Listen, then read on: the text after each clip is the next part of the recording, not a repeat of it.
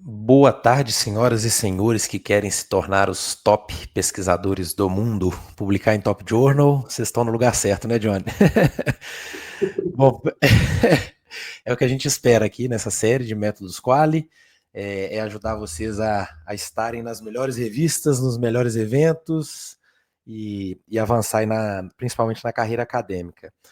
Esse é o segundo episódio da nossa série de métodos Quali, que é uma parceria da UFMG com a Tecni, um contrato, um convênio que a gente tem de extensão, aqui com um dos melhores metodólogos do mundo, o professor Jonathan Freitas, minha companhia aqui.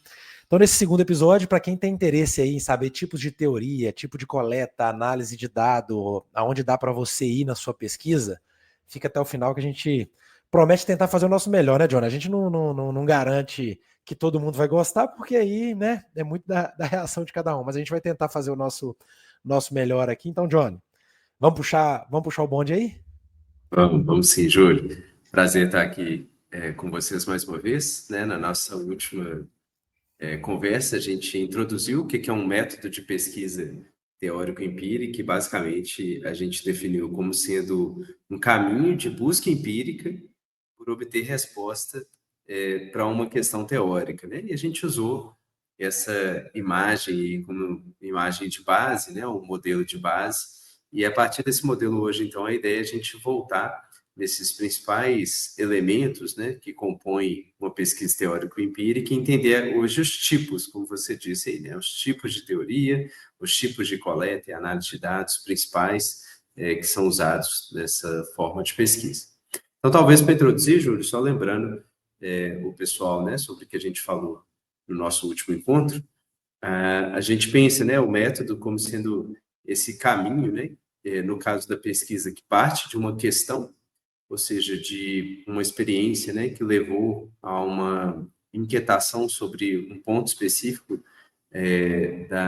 de um fenômeno, né, formulado como uma questão, e o objetivo é chegar a uma resposta que, de fato, converse e leve a algum conhecimento em relação àquela dúvida original. Isso, então, é o que a gente define como pesquisa, e o fato de ela ser teórico-empírica significa que as pontas desse processo são teóricas, de uma maneira caricatural, né? E que o meio desse processo é empírico. Em que sentido? Né? Que tanto a pergunta quanto a resposta serão formuladas de maneira conceitualmente mediada, né? Ou seja, em termos abstratos que façam distinções contextuais, fornecendo uma lente teórica sobre como enxergar aquele tópico, originalmente enquanto uma pergunta e, idealmente, ao final, como uma resposta que relacione conceitos de uma maneira significativa e confiável. E a maneira, né, de robustecer essa afirmação, né, dando base e confiabilidade a ela, é por meio, então, da empiria, dar uma volta ao mundo, né, como a gente comentou na última conversa, usando um grid analítico para coletar dados e analisar esses dados de tal maneira que eles consubstanciem, de fato, uma afirmação teórico-conceitual, de tal maneira que isso possa ser incorporado ao corpo de conhecimento sobre aquele assunto, e esse corpo de conhecimento, por sua vez, pode virar no futuro ponto de partida para novas questões que venham fazer novas pesquisas, para produzir novos conhecimentos, e assim o mundo acadêmico funciona, né, Júlio? Então, acho que esse foi o resumo aí da nossa última conversa. Não sei se você tem alguma ressonância aí sobre esse ponto, antes da gente entrar, de fato, então, nos tipos, né, de teoria de empiria Eu já estou curioso. envolvidos. Para gente dar os próximos passos aí, foi bom que a gente fez esse recap, né? O professor tem sempre esse Uhum. cuidado, né? Vamos retomar a aula anterior, garantir que está todo mundo na mesma página, mas eu tô. Vamos em frente aí, quero Tá, ouvir um joia. pouquinho sobre os tipos. Legal. Então, como a gente viu, assim, o resultado, né, começando aí por tipos de teoria, né, o resultado que a gente quer é essa teoria, né, que faça essa síntese dos dados coletados para comunicar conhecimento na forma aí de conceitos abstratos e da relação significativa entre eles. Então, Aqui a gente faz uma separação que uma coisa é uma coisa, outra coisa é outra coisa, mas a gente consegue mostrar por síntese de que maneira essas entidades ou esses processos distintos estão relacionados, usando conceitos para fazer essa afirmação. Então, a primeira coisa que a gente precisa entender melhor é quais são os tipos, né? Os tipos de teorias enquanto conceitos relacionados que podem ser geradas. E existem algumas formas, né, de fazer essa classificação. Então, uma forma tem a ver com o que seriam esses retângulos, né? Ou seja, quais são os elementos que são relacionados numa determinada teoria, a que eles se referem. E a gente tem uma primeira grande divisão aí, que seriam estruturas ou entidades e processos, né? Então, algumas teorias se referem a coisas e como que essas coisas estão relacionadas. Outras teorias se referem a eventos, né? E como que um processo ao longo do tempo se desdobra. A gente poderia dizer que algumas teorias mobilizam principalmente substantivos, né? São aquelas que produzem o seu discurso para falar sobre a substância, ou sobre coisas, entidades em si, enquanto outras mobilizam principalmente aí os verbos, né? Em cima os adjetivos, embaixo os advérbios também, qualificando esses processos. Então, uma está mais orientada para ação ou para o processo de forma mais ampla, né? Não necessariamente só a ação humana, e a outra orientada para o resultado, né? O que resulta dos processos. Então, esse é um jeito de pensar. Além disso, ainda tem teorias sobre práticas, né? Que seriam esses processos recorrentes, rotineiros, principalmente as práticas sociais. Tem teorias que buscam relacionar significados, ou seja, como as pessoas fazem sentido das suas próprias experiências, né? E esses elementos relacionados numa teoria, em geral, né, eles são modelados aí como variáveis, ou também chamados de fatores, né? Que distinguem, como eu disse ali, um aspecto da experiência dos demais. E também eles podem ser pensados num nível bem concreto, que na área de metodologia é chamado de token, né? Ou seja, de um acontecimento específico, num contexto específico, ou no nível mais abstrato, que é o nível do tipo, né? Esse tipo de acontecimento tende a estar relacionado com esse tipo de ocorrência, né? E não necessariamente um caso particular daquele tipo. Então, aqui, uma visão aí bem ampla sobre o que geralmente constituem esses elementos que são relacionados. E aqui, quais são os tipos de relações que geralmente são buscadas entre esses elementos, né? Que tipo de síntese ou de conexão significativa que as teorias procuram fazer. Então, a gente tem teorias, por exemplo, que são baseadas em associações, né? Então, isso tende a estar associado àquilo. Né? Então, a gente tem diversas formas de associação, correlações, probabilidades condicionais, relações de necessidade, suficiência. São todas associações, regularidades, né? Padrões que conectam, por exemplo, dois tipos de eventos, né? A gente pode estar falando de precedência, então teorias de cunho mais histórico, né? Elas procuram muitas vezes esclarecer a sequência ou a ordem em que determinados acontecimentos desdobram-se, né, ao longo do tempo.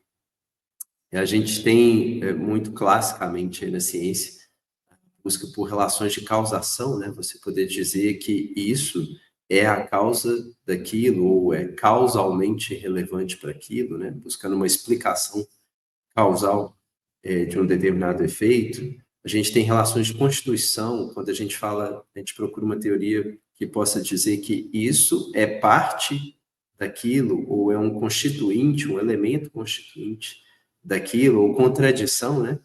E isso contradiz aquilo, ou vai contra ah, aquilo, ou até mesmo analogia, que também é um mecanismo de relação muito importante na produção do conhecimento, quando a gente diz que isto é como aquilo. Né? Então, eu sei que estou sendo bem abstrato, mas é para dizer sobre quais são possíveis formas, né? Que os conceitos podem tomar, ao que os conceitos podem se referir, por um lado, e, por outro lado, de que maneira que conceitos são conectados, uma vez que a gente definiu provisoriamente, né, teoria na nossa última conversa, como sendo uma compreensão que estabelece um conjunto de relações entre um conjunto de conceitos para fazer sentido de um determinado tópico. E por fim, aqui nessa... Johnny, Oi? posso fazer uma intervenção rapidinho aqui? Claro, pode. Só para, assim, porque foi um negócio que eu custei para aprender e não digo que eu sou expert, não, mas Uhum. durante o meu doutorado, assim, é, mestrado eu acho que eu testei muito isso, mas durante o doutorado, meu orientador pegava muito com essa questão de, tipo assim, de ter um frame teórico, ter um quadro Sim. teórico. E é isso, Uhum. essa ideia de você ter ali alguns grandes, não sei, conceitos, terminologias e tal, que Uhum. realmente você toma como referência, e aí o trabalho que a gente tenta fazer na tese é uma discussão em cima de alguns conceitos, ou em cima de um quadro, né? Então, Uhum. queria que você puxasse um pouco disso na conversa com as suas categorias ali, porque realmente você Uhum. faz a analogia de um quadro ali, então, É, e aí realmente é uma escolha de quais conceitos você vai trazer para o seu trabalho para dialogar ali com os dados que você vai achar, com o que você vai se propor de fazer, mas eu tinha essa dificuldade, depois para mim ficou muito mais claro, depois que eu passei, assim, eu tendo a simplificar as coisas, tá? Que talvez não são tão uhum. assim. Mas eu tenho que ter um quadro de referência, então já parte do pressuposto que eu tenho que escolher alguns conceitos, alguns construtos, e depois a minha produção de teoria, o meu trabalho, ele tem que conversar com esse quadro que eu escolhi. Eu tenho que voltar no final do trabalho para falar assim, não, isso aqui que fulano fala, no meu trabalho é diferente por isso e isso. Ou corrobora Uhum. o trabalho de fulano e Beltrano. Mas é um diálogo em cima de uma referência, né? Perfeito. Então, de fato, né, a gente busca aqui como entrada para enquadrar o nosso trabalho de fato o que já foi produzido aí no corpo de conhecimento, que eu gosto de representar assim exatamente porque é um frame, né? É uma estrutura aí de referência que dá uma outra linguagem que eu acho interessante, que é a do enquadramento. Então, eu até gosto de colocar essa parte do teórico em pontilhado, porque ela é sempre um recorte, né? Você está recortando a sua experiência e aí enquadrando, dando um foco, né, na sua câmera e nos seus óculos, né? Você está dando um enfoque ali a um determinado tema ou tópico que acaba te dando um enquadramento em relação ao corpo do conhecimento sobre quais grandes categorias, né, ou grandes distinções contextuais que já foram feitas para compreensão, para sense making, né, para fazer sentido daquele assunto. E aí você tem que navegar dentro dessas categorias que são colocadas. É claro que alguns campos já estão mais maduros do que outros, né, em termos de reflexão conceitualmente mediada sobre aqueles fenômenos. Então, alguns campos já dispõem aí de um grid, digamos, bem recortado já, né, em que você tem muitas distinções finas que já foram feitas conceitualmente. Outros campos ainda, por assim dizer, são mato alto, né? Então, ainda tem muito trabalho conceitual a ser feito, né, de produzir uma linguagem que consiga simbolizar e fazer sentido, né, daquele fenômeno de uma maneira intersubjetivamente compreensível. Então, depende muito, assim, o nível e a maturidade do corpo de conhecimento já disponível. Mas o fato é que, de fato, se for fazer uma pesquisa teórica empírica, você tem que trazer isso como sendo um enquadramento em que você recupera esses conceitos, a maneira como eles estão relacionados no corpo de conhecimento atual, e a partir da sua pesquisa, você procura contribuir para isso, né? Refinando essas estruturas, processos, práticas, significados relacionados àquele fenômeno, né, que já foram destacadas, e a maneira como elas estão relacionadas em termos de associação, precedência, causação, constituição, contradição, analogia, e assim por diante. E aí é isso que você devolve para o corpo de conhecimento. Mas para devolver, como eu disse, né, tem a defesa, tem o processo de revisão por pares, e tem o objetivo de verificar a mãozinha aqui, né, que aquela contribuição que você está tentando fazer para aquele corpo de conhecimento é digna de fé, né, ou é digna de confiança, de confiabilidade, e aí também é importante conhecer, né, as teorias de verdade, justificação, que são a discussão da área de epistemologia, né? Então, você tem teorias da verdade por correspondência, teorias coerentistas da verdade, enfim, aí já é um campo um pouco mais avançado, mas que tem esse objetivo de descrever até que ponto, né, a gente pode achar que sabe o que sabe, né? Até que ponto aquilo de fato é uma contribuição para um corpo de conhecimento, por ser uma crença, mas não somente uma crença justificada e que parece de fato ter relação com o fenômeno, né? Que teria a ver com essa verdade. Agora, assim, eu tô me colocando aqui na pele de alunos de pós-graduação, né? Tô fazendo mestrado, Sim. doutorado, assim, dependendo da pessoa bater o olho naquela figura ali, ela vai arrepiar, né? De tipo assim. Mas eu acho que é importante deixar claro que assim, que esse é um big picture, e talvez uma das coisas que eu demorei para aprender também, mas depois fez muito sentido para mim, Uhum. eu não sei se eu tô certo, não queria te ouvir, tá? É que Sim. assim, a gente pensando na nossa trajetória como pesquisador, cada pesquisa que a gente faz, acho que o Uhum. que eu aprendi é que assim, talvez é menos de você tentar saber de muitos assuntos e dar uma contribuição muito específica e muito profunda em um assunto, sabe? Assim, Uhum. eu vivi esse processo na produção da minha tese, que, Uhum. assim, e às vezes a gente vai para os programas de pós-graduação e tem as discussões muito abstratas, a gente fica tentando estudar um tanto de teoria, um tanto de coisa aqui, e demora para aterrizar. Então, eu acho que Uhum. fica assim, a tentativa que nós, como orientadores, ou que eu acho que a gente poderia provocar para a academia, é tentar dar mais direção para os alunos, que eu acho que assim, é importante saber o todo, mas quanto mais rápido Uhum. a pessoa aprofunda, sabe, de escolher Uhum. exatamente assim, qual que é a base que ela vai gerar uma contribuição, qual que é o problema específico, ultra profundo que ela vai contribuir. Acho que é isso, assim, ao mesmo tempo Uhum. que aqui a gente está dando um pano de fundo, mas também Uhum. eu acho que um grande desafio é como é que a gente ajuda o pessoal nesse sentido de, assim, gente, recorta também, assim, porque Uhum.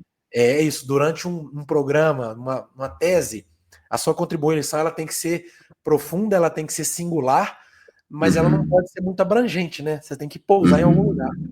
Queria te ouvir.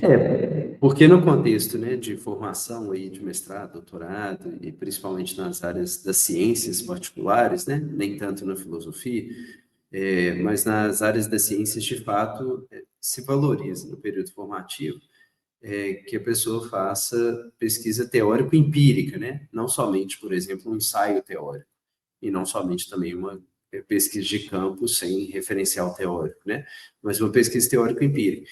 Isso significa que, para você fazer uma pesquisa empírica que seja orientada para produção teórica e a partir do corpo de conhecimento teórico, você terá que fazer uma pesquisa que seja rigorosa, né, do ponto de vista ali da coleta, da análise de dados e de como que esse novo material empírico conversa com as teorias prévias. E para isso, realmente, o recorte é fundamental, né? A gente tende a falar muito sobre pouco, né?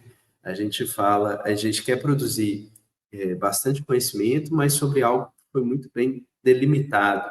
Esse é o modus operandi em geral nas ciências, né? Você contorna muito bem, ou você declara muito bem as condições de contorno do conhecimento que você está produzindo e visando um aumento de confiabilidade. Então, você fala, olha, eu estou falando pouco, eu estou contribuindo, dando uma pequena contribuição, mas é uma contribuição em que você pode confiar, no sentido de que ela foi bem recortada, né? Eu deixei claro ali qual é o meu tópico dentro do universo e de temas que eu poderia abordar e especifiquei bem os meus conceitos, né? E tenho tentado deixar da maneira mais clara possível as relações. Mas sim, isso pode assustar, Ju.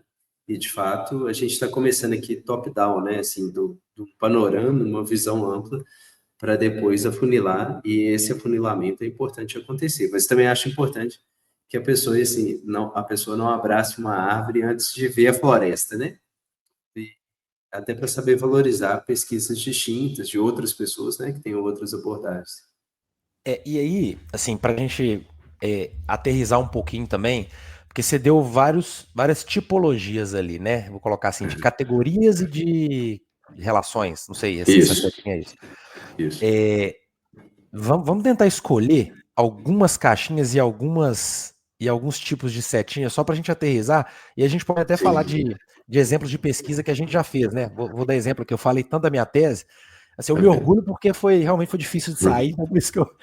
Mas, por exemplo, a minha tese era uma pesquisa com viés histórico, e aí eu tinha Uhum. claramente ali nas caixinhas, né, eventos Uhum. que É. sinalizavam é, categorias de um processo. Então, só para o pessoal que está aqui acompanhando a gente, na minha tese eu tentava explicar como que uma área de inovação ela ia amadurecendo, se legitimando nas empresas. E aí eu estudei como que eventos específicos que aconteceram ao longo da história de um caso se conectavam, né, para explicar essa história, vamos dizer assim. Ou seja, eu tinha no início da história, como se fosse no T0, a empresa não tinha uma área, uma maturidade em inovação, e no final ela tinha. E aí eu tentava mapear essa sequência, essa cadeia de eventos, e aí precedência era algo super importante, né, porque era temporal, então eu tinha que, de fato, entender as caixinhas, e aí depois tinha que estabelecer o que acontecia antes do que, para depois ainda tentar explicar uma lógica de causação entre eles, né? Ou seja, o método que a gente usou lá na época, e foi algo super inovador para fins de trabalho na nossa área na época, né, Johnny? Que era explicar isso, assim, o que causa o quê, pensando em abordagens futuras, pensando assim, tá, mas para pessoas agora que quiserem implementar áreas de inovação nas empresas, como é que elas leem o meu trabalho e entendem uma sequência que aconteceu lá no caso que eu investiguei, que poderia se repetir daqui para frente. Então, isso foi só um exemplo para tentar, e talvez eu tenha dado voltas e voltas e voltas, mas eu queria realmente aterrizar aqui alguns exemplos para o pessoal. Sim. E aí, se você puder trazer aí outras pesquisas que você vê e vem fazendo e que trabalham esses conceitos de forma distinta, só para a gente exemplificar. Legal. Realmente, a sua pesquisa, né, tive o prazer de participar, ela é um excelente exemplo, assim, de uma pesquisa processual, exatamente porque o tipo de teoria que ela queria gerar não abstraía da temporalidade, né? Então, assim, os eventos espaço-temporalmente localizados eram importantes, né? O que aconteceu, quando, onde e de que forma uma coisa precedeu a outra e de que maneira essa sequência, né, indica algo sobre um possível processo causal ali, no seu caso, do desenvolvimento da competência para a gestão de projetos de inovação aberta, né? Mas a forma mais típica, assim, de pesquisa, talvez, seja aquela na qual as caixas representam não eventos, né, que seriam temporais, mas entidades ou estruturas, ou até num nível bem abstrato, variáveis mesmo, né? Então, até na pesquisa tem essa diferenciação entre pesquisa orientada para processo ou evento e pesquisa orientada para variáveis ou entidades, né? Então, a gente tem, por exemplo, várias pesquisas na minha área de estratégia, por exemplo, que tentam explicar uma variável chamada desempenho organizacional em função de várias outras variáveis ou fatores, né, que não são acontecimentos no momento, mas são grandes características, por exemplo, da organização, do seu setor, do ambiente institucional, legal, regional em que ela está inserida, né? Então, você tem variáveis aí do macroambiente, né, como que o cenário político, econômico, social, tecnológico, legal, etc., podem ter um impacto, e aí em termos, por exemplo, de causação, né, um impacto no desempenho relativo daquela organização em comparação com seus concorrentes no mesmo segmento. E a gente tem várias pesquisas assim, né? Então, na área de pessoas, né, de que forma determinadas características da organização podem ter um impacto, por exemplo, no engajamento dos colaboradores, etc. E a gente tem pesquisa também, uma linha um pouco mais interpretativista, assim, que buscam associação entre significados. E aí, principalmente, associações, ou no sentido cru, assim, né, de que sentido está ligado a outro sentido com uma pessoa, mas muitas vezes de constituição. Então, muita gente aí já trabalhou com Grounded Theory, né? E um dos grandes exemplos que a gente vai ver mais para frente é a metodologia Joya, de administração, e o que ela procura fazer é construir uma árvore, né? Em que você basicamente fala, olha, essa ideia e essa ideia fazem parte dessa ideia na cabeça das pessoas, né? São as classificações de primeira, segunda, terceira ordem. Então, você tenta identificar no modelo mental, na representação social que as pessoas têm num determinado fenômeno, quais são as categorias que elas têm na cabeça, que são significativas para elas, e de que forma essas categorias se agrupam ou se clusterizam, né, para identificar quais são os grandes temas que um especialista, por exemplo, associa com o seu campo de domínio específico e como que esses temas se quebram ali em várias categorias que ele usa para simbolizar e fazer sentido de uma determinada área, né? Então, enfim, são alguns exemplos. Agora, foi legal você levantar isso, porque essas teorias, elas tomam determinadas formas também, né? E elas têm determinados impactos e propósitos que a gente vai ver ali daqui a pouco. Mas só para comentar primeiro sobre as formas. Então, assim, tornando concreto, né? De que jeito que isso é entregue ao corpo de conhecimento? Qual a forma? Eu já ia perguntar isso, assim, qual que é o Uhum. entregável? Eu vou muito para a prática, mas o que eu preciso gerar ao final para de fato falar assim, estou produzindo teoria? Exatamente. Então, e isso muitas vezes se manifesta no formato, né? No fim das contas, aquilo se concretiza, se materializa, cristaliza, toma uma determinada forma, que é a forma como aquilo é entregue ali, como um deliverable, para usar a linguagem das organizações, né? Para o corpo de conhecimento. Então, você tem teorias que são entregues como tipologias. Então, isso que eu estou fazendo aqui agora, né? Apresentando para vocês, poderia ser considerado um esforço de gerar uma tipologia de teorias no contexto de método de pesquisa teórico-empírica, né? Então, você pode entregar tipologias, pode entregar proposições, né? Que é a forma mais comum, aí, pelo menos nos métodos quantitativos, é uma afirmação que possa ser especificada, né? E testada. Então, X é a causa de Y, uma proposição. Você pode entregar modelos, né? E aí você tem modelos de diversas formas, mas basicamente são essas, em geral, figuras, né? Em que você tem ali entes ou variáveis e como que elas estão relacionadas. Você pode entregar mapas, como foi na sua pesquisa, né, Júlia, que você mostra ao longo do tempo como que um processo se desenrola. Narrativas, como acontece bastante. Isso eu fiz também, contrariando o pessoal das ciências sociais e da engenharia, né? Assim, minha dissertação tem uma narrativa lá, sei lá, de 30 páginas, porque eu estava falando de uma pesquisa histórica e a narrativa é um dos instrumentos para você apresentar uma pesquisa, vamos dizer assim, com viés histórico, longitudinal, né? Exatamente, se você não quer abstrair da temporalidade, porque você entende que, por exemplo, precedência é importante, né, o contexto é importante, a narrativa ela precisa ser mantida, né, para que a ordem apareça e não só os grandes fatores ali independentes da ordem, né? E na etnografia, por exemplo, você tem essas descrições densas, então a maneira, thick descriptions, né, a maneira de você comunicar o conhecimento é você descrever de uma maneira tão detalhada e perspícua, assim, que a pessoa se sente vivenciando aquele fenômeno, e pela experiência vicária, né, por meio da leitura, está se sentindo imersa na vivência que o próprio pesquisador ou pesquisadora teve, a pessoa aprende por aquilo, igual a gente aprende muitas vezes com os filmes, né? Você vive a experiência de uma maneira vicária porque a descrição te chama a atenção para aquilo que era necessário para você perceber algo que você não percebia antes, né? Então a gente tem frameworks como esse que eu estou mostrando, que procura organizar, né, um campo conceitual, e em pesquisas mais prescritivas, a gente entrega também regras ou princípios, né? Então, se você quer isso, faça aquilo, né? Então, pesquisa do tipo Design Science, que a gente vai comentar bastante mais para frente, tem essa pretensão, né? De entregar princípios ou regras do que fazer diante do conhecimento que foi gerado, né? Visando informar a prática e não só criar ali um modelo conceitual de relação teórica. E por isso os impactos das teorias, né, uma vez incorporados no corpo de conhecimento, não visam necessariamente se limitar aí ao âmbito da academia, né?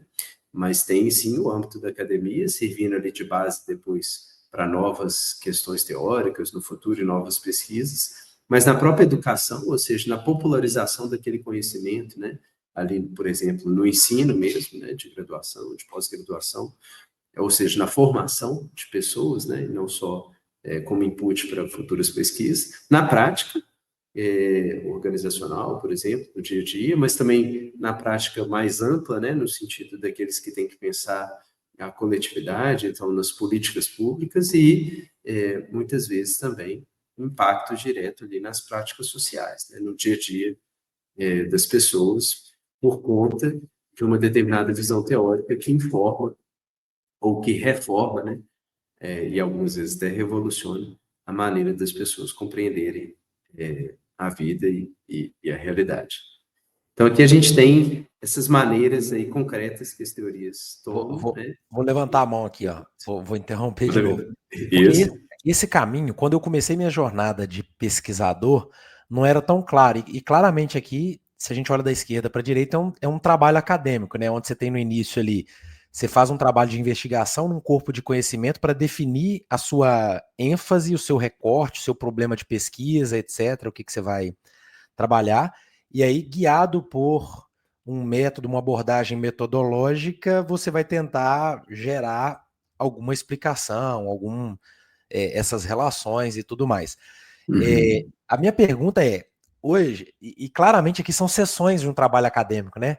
Aí tá lá, introdução, referencial teórico, metodologia, apresentação dos resultados, e aí depois tem uma sessão final, que inclusive lá na hora que a gente vai para o final do trabalho, a gente tem uma discussão de impactos, né? Assim, Aplicações. implicações principalmente para a teoria, implicações para a prática. Se eu estou me Uhum. lembrando bem, se eu estou meio enferrujado, mas aí a minha Sim. pergunta era essa: quando a gente fala de implicações, recentemente, eu não sei, na minha época não era tanto. Tipo assim, essas implicações que não são para prática ou para teoria, elas são valorizadas quando a gente vai defender um trabalho assim? Sabe assim, impacto político, social, algo mais que é menos o impacto da. Porque eu era cobrado muito da questão da teorização, sabe? Da prática, quase que assim, não, impacto prático, ok, mas não é o viés, e ainda você trouxe outros tipos de impacto, assim. Aí é realmente você está colocando isso porque deveria ser considerado, mas não é, e aí? Sim. Deixa eu até passar então para frente aqui num outro que eu acho que discute bastante aí com o que você está colocando, Júlio. Que é isso, né? Realmente tem um processo. Você foi descrevendo o processo aí, Não, mesmo foi sem. mal, assim, não foi combinado, não. Não, foi ótimo, foi certo. Eu não sabia que isso ia vir, não, mas assim, estou fazendo sense making aqui da discussão. Então, um bom sinal. Né? Então, realmente, né, quando a gente está aqui nessa fase inicial da pesquisa, a gente está olhando para trás, principalmente para a comunidade acadêmica, mas como você bem destacou, assim, entendendo que a comunidade acadêmica é uma parte da sociedade, né? Então, assim, tem outros stakeholders, para usar essa linguagem, e outras partes interessadas, né, no que a academia faz e na produção de conhecimento que precisam ser levados em consideração. Mas, de fato, assim, num primeiro momento, a gente tenta estabelecer essa questão em termos teóricos, ou seja, em termos que façam sentido, né, para a comunidade acadêmica, mas que seja um problema que a comunidade acadêmica esteja refletindo sobre ele, porque, no contexto mais amplo social, seja um problema, de fato, que mereça essa atenção e esse rigor que a academia pode trazer para contribuir para a reflexão sobre ele. Não é que tudo na academia é resolver o problema, né? Muitas coisas importantes da vida não são resolução de problema. Eu espero que no jantar aí das famílias, né, à noite, a conversa não seja, por exemplo, só quais são os problemas e como que a gente vai resolvê-los. Então, muito da contribuição da academia tem a ver com um novo olhar, né? Não é simplesmente resolver os problemas sociais, etc., mas fazer sentido, né? Fazer sentido da experiência humana, da vida e tal. Mas isso é uma contribuição que a academia precisa dar ainda para a sociedade, não só resolvendo os problemas sociais imediatos, mas também informando, né, uma vida social significativa a partir de uma visão de mundo que seja realmente enriquecedora. Mas, enfim, esse é o início do trabalho, de fato. É olhar para trás e enxergar ali o problema, ou essa curiosidade, né, essa instigação. E qual é o referencial de quem já pensou sobre aquilo e como que a gente vai trazer isso para o nosso quadro. Olhando para frente, isso estabelece um objetivo e uma justificativa, né? O objetivo é chegar nesse outro estado, né? No fim das contas, é trazer alguma contribuição para aquele corpo de conhecimento e dali para os demais impactos. A justificativa é por que que alguém deveria gastar tempo e recursos de diversas naturezas para seguir esse caminho, né? Dado que isso custa esforço, tempo, reflexão, custo mesmo, né, financeiro, social. Essa, inclusive, é uma questão que tem sido levantada, né, o lugar da academia na sociedade, vale a pena, né, investir, e vale, mas como justificar, né? Como justificar que determinadas pessoas deveriam se dedicar a esse tipo de trabalho metódico de pesquisa para obter ali como objetivo, né, uma resposta para esse tipo de questão, né? Essas questões são as questões que deveriam ser levantadas, etc. Quando a gente chega ao final, a gente olha para trás e o que a gente vê, então, são os resultados e a gente faz a discussão desses resultados em relação àquilo que tinha sido declarado no início como sendo o nosso referencial, sem perder de vista o contexto social, né, mais amplo em que aquela discussão é relevante. E por isso, quando a gente olha para frente, a gente pensa, então, de que jeito que aquela resposta traz contribuições, mas também com limitações e, por isso, sugestões de futuros trabalhos para a comunidade acadêmica, mas, de novo, coloco aí a pontilhado, né? O tracejado, para lembrar que essa comunidade ela não está hermeticamente, ou não deveria estar, né, hermeticamente fechada em si mesma, né? Mas deveria manter essa comunicação orgânica com a sociedade, e, consequentemente, essa contribuição acadêmica, né, feita nesse nível da discussão conceitual, conceitualmente mediada e teórica, tem que também não perder de vista e ter implicações para essas outras partes interessadas.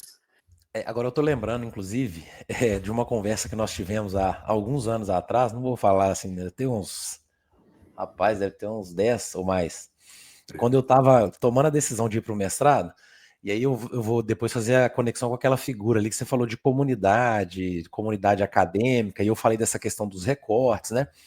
É, eu lembro até hoje, quando eu estava tomando a decisão de ir para o mestrado, de escolher um tema, né? Escolher algum lugar para você aterrissar, para você fazer o seu trabalho. E aí Uhum. tem essa ideia de que realmente a comunidade é uma comunidade e você tem alguns círculos, não vou chamar de círculos fechados, mas assim, para quem está querendo fazer uma discussão, uma pesquisa, você tem que se posicionar também em algum subgrupo ou algum nicho, não sei como é que vocês chamam isso. E eu lembro até hoje que quando a gente foi começar o trabalho, e isso tem muito a ver, assim, você colocou ali de avaliar os seus antecedentes, então tem muito assim dos seus interesses, do seu Uhum. histórico, o que você vai puxar, porque também tem que ter uma motivação que é aquilo, né? Não dá para você fazer só o que seu orientador quer também se não tiver conexão nenhuma com seus Uhum. interesses, com seu histórico pregresso. Então, como é que você conecta esse seu histórico? Mas você tem que Uhum. aterrissar isso nessa comunidade acadêmica. Uhum. E aí, lá na época, eu lembro até hoje, assim, a gente teve uma discussão, você falou assim, Júlio, vamos pensar aqui 3 palavras-chave para o seu trabalho? Uhum. Que é isso, assim, para a gente tentar fazer aquele recorte ali. Vamos pensar em palavras-chave, vamos ver se elas são palavras-chave que são significativas para essa comunidade que você quer entrar, para essa turma Uhum. que você quer dialogar. Vamos ver quem é os principais autores. Eu lembro até hoje que a gente estava escrevendo meu projeto para fazer o processo seletivo do mestrado, e você falou assim, Júlio, você tem que ter na cabeça aí, pelo menos assim, para esse assunto, para essas palavras-chave, quem são as 3 pessoas do mundo, por exemplo, que se você tivesse que mandar uma carta para fazer um período sanduíche ou visitar lá fora, quem que seriam essas pessoas? Quem que são as grandes referências ali? Que é isso, assim, é uma discussão que ela tem que estar conectada, ela tem que estar ancorada em algum ponto, né? Então esse negócio da comunidade acadêmica ali, ele é muito forte, assim, normalmente você conversa com alguns, você tenta dar contribuição em um determinado lugar, em uma discussão que está acontecendo ali entre algumas pessoas, né? Uhum. Perfeito. Uma vez eu participei de um workshop da Strategic Management Society, né, que é uma das sociedades lá da Academy of Management, e quem estava apresentando, que era o presidente da associação na época, ele usou uma analogia que ele falou, olha, a comunidade acadêmica é a mesma coisa de você chegar num coquetel, assim, de uma festa, né? Tem muitas pessoas, mas essas pessoas não formam um único círculo grandão. Você vai sair ali andando na festa procurando aquele círculozinho ali de 5, 6 pessoas que estão batendo um papo sobre algo que também te interessa e que você tem algo a dizer sobre aquilo, né? E ele falou, algumas pessoas, né, alguns acadêmicos têm a capacidade de circular bem em vários grupos, né, em vários pequenos grupos, como acontece numa festa, algumas pessoas conseguem ali interagir com vários grupos diferentes, né, conversar sobre diferentes assuntos, interesses, e outros são bem especialistas, né, já tem ali o grupinho dele, a panelinha, que é aquele grupo interessado no mesmo assunto. Então, realmente, assim, a academia é um empreendimento que, por um lado, né, ele é analítico, no sentido assim, ele tem esse funcionamento aqui teórico, né, racional, né, no sentido de buscar essa produção de um discurso, né, que seja compreensível, etc., mas é um discurso, né, então é a busca, tem uma dimensão social muito forte, né, e isso precisa ser compreendido. Alguém descobrir algo, essa foi uma questão que um professor meu colocou na disciplina de epistemologia lá no início do mestrado, né, alguém descobrir algo, né, no meio de uma ilha isolada, e isso não ser comunicado para ninguém, seria fazer ciência? Não necessariamente, né? Porque ciência é uma instituição social. Então, você tem que se posicionar e manter um debate, né? Um discurso vivo e refinado, enriquecido, né? E aí, para isso, você tem que saber ouvir o que já tem sido dito ali naquela conversa no coquetel, e depois saber falar algo que acrescenta, né? Aquela discussão, sabendo que acrescentar aquela discussão pode ter um impacto ali mais amplo, inclusive em outras conversas depois da festa, pelo impacto mesmo, né, que as conversas vão produzindo ao longo do tempo. Agora, vejo que o tempo inteiro eu falei aqui interesse, né? Você tem que identificar onde você está interessado e tal.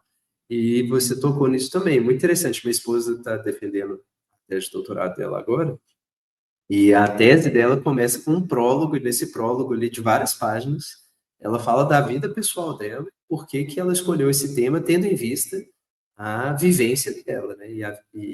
Enfim, a tese dela é sobre consumo, sabedoria no consumo materno, né? Da área de marketing. E ela fala sobre a experiência dela de ter sido mãe, de ter que comprar coisas para os filhos, e como que essa dimensão da sabedoria se tornou importante, né? Não só uma tomada de decisão ali, ponderando custos e benefícios, mas o desejo de, enfim, tornar a vida dos filhos, né, significativa, etc. E aí ela justifica em relação a isso. É claro que, porque a gente está produzindo um discurso exatamente, né, que quer ressoar um nível social mais amplo, a gente não leva em consideração só a nossa idiosincrasia para escolher um tema, né? A gente quer conversar sobre algo que outras pessoas querem conversar sobre aquilo também. Mas é bom lembrar, né, Ju, que a gente quer conversar sobre algo que a gente queira conversar, né? Então também a gente não pode se perder aí no processo de como fazer pesquisa e literalmente se perder, né? Você, no fim das contas, começa a conversar sobre uma pergunta que nem é uma inquietação verdadeira, assim, para você, né? E eu vou trazer de novo para o meu exemplo, assim, você me fez ter um déjà vu, porque na minha tese eu fiz a mesma coisa, assim, no meu capítulo de introdução, no final do capítulo de introdução tem um mapa com grandes etapas do tempo, mostrando a minha trajetória como pesquisador e como profissional, e como é que a tese que eu estava fazendo naquele momento se amarrava com a minha dissertação de mestrado, com publicações que eu fiz anteriormente, com a minha prática profissional. Eu lembro que era um layer, assim, a minha trajetória profissional com a minha trajetória de pesquisa, mostrando a conexão que as coisas tinham até para... Porque é isso, eu sempre tive esse interesse genuíno de dar contribuição para a prática gerencial, então mostrar essa amarração entre o que eu vinha fazendo na academia e que aquilo tinha sentido para a prática também. Então essa é uma excelente boa prática. Mas por que eu estou fazendo questão de destacar isso aqui e que esse conteúdo vai ficar público? Porque tem muitas escolas no Brasil que talvez considerem que isso tenha que ficar afastado, sabe? Que a discussão do seu trabalho acadêmico ela tem que ser uma discussão puramente em cima de citações, cross-citações, etc. e tal, e esquece um pouco do que você está mostrando na figura aqui, e aqui tem outros interesses, como o meu caso era claro, né? Eu tenho um interesse prático aqui de tornar essa tese algo, tipo assim, managerial, né? Prático do ponto de vista gerencial, que gera impacto para as empresas.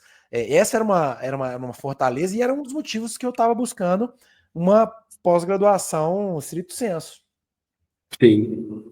Então, essa é uma discussão que realmente é muito importante, graças a Deus ter sido recuperada aí na discussão de pesquisa, metodologia, que é o lugar do eu, né?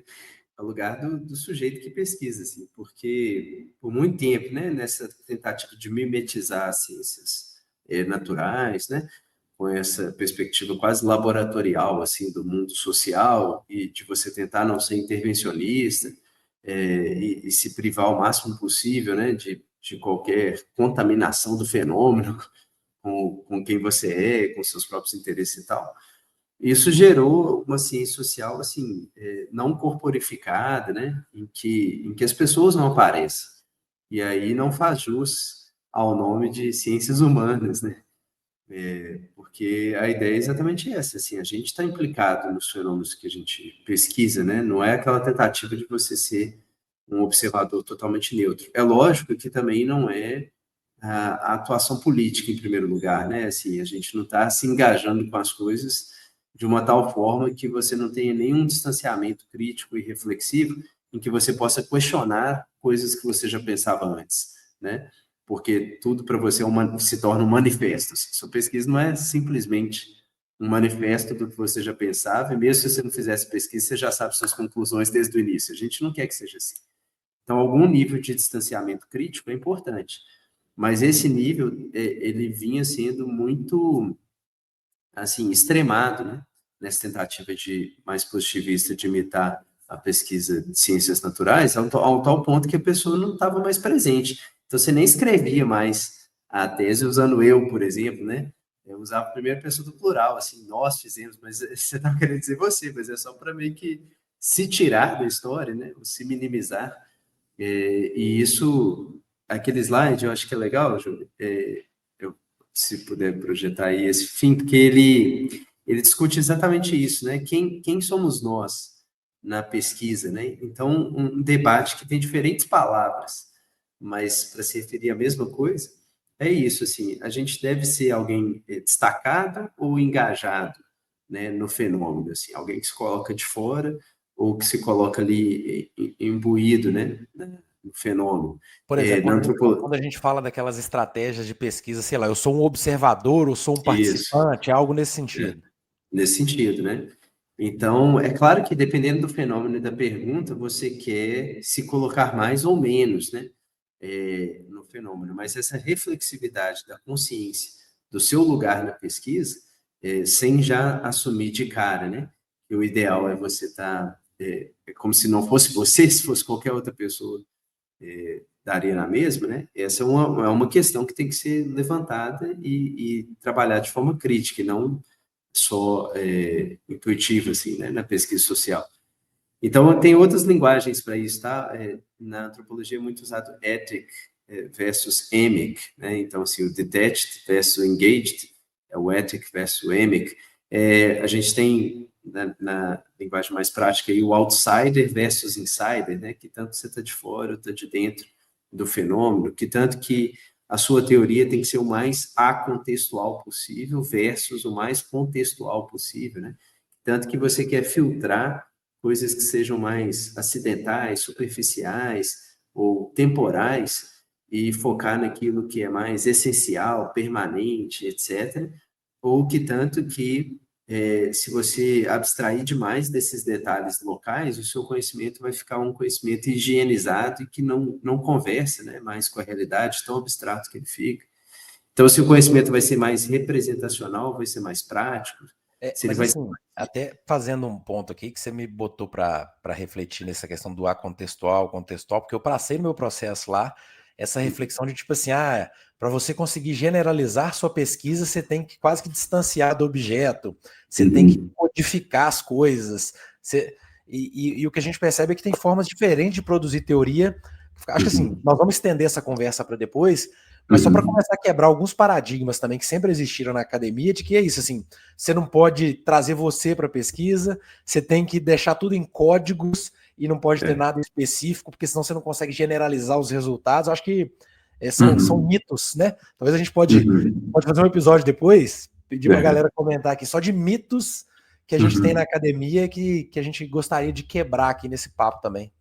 Sim.